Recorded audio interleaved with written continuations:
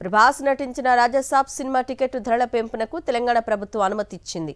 Premier షోలకు పాత రేట్లతోనే టికెట్లు విక్రయించగా అర్ధరాత్రి దాటిన తర్వాత రేట్లు పెంచుతూ ఉత్తర్వులు జారీ చేసింది. సింగిల్ స్క్రీన్లలో టికెట్టు ₹105, మల్టీప్లెక్స్లలో ₹132 పెంచుకునేందుకు ప్రభుత్వం అవకాశం ఇచ్చింది. పెంచిన ధరలు నేటి నుంచి ఈ నెల 11 వరకు అమలు కానున్నాయి. మరోవైపు జనవరి 12 నుంచి 18 వరకు సింగిల్ స్క్రీన్లలో టికెట్టు ధర ₹62, మల్టీప్లెక్స్లలో ₹89 పెంచుకునేందుకు అనుమతించింది.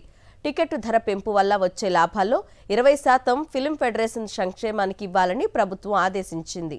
రాజసాబ్ సినిమా ఈ రోజు రిలీజ్ అవుతుంది. అయితే 2 తెలుగు రాష్ట్రాల్లో కూడా ఈ సినిమా టికెట్ రేట్లు పెంచుకునేందుకు ప్రభుత్వాలు అనుమతినిచ్చాయి.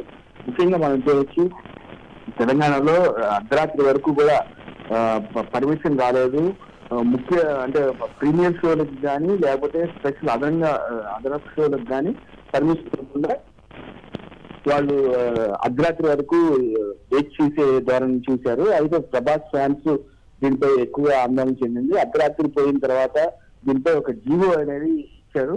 ముఖ్యంగా ఈ నెల 11వ తారీఖు వరకు అంటే 3 రోజుల పాటు సింగిల్ స్క్రీన్ లో ₹105, అలాగే మల్టీప్లెక్స్ లో ₹132 వరకు, తర్వాత జనవరి 12 నుంచి మళ్ళీ 18 వరకు సింగిల్ స్క్రీన్ లో ₹62, తర్వాత మల్టీప్లెక్స్ లో ₹89 పెంపునకు అనుమతించింది.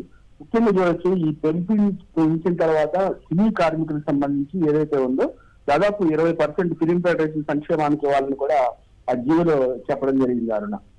Right Satish, thank you.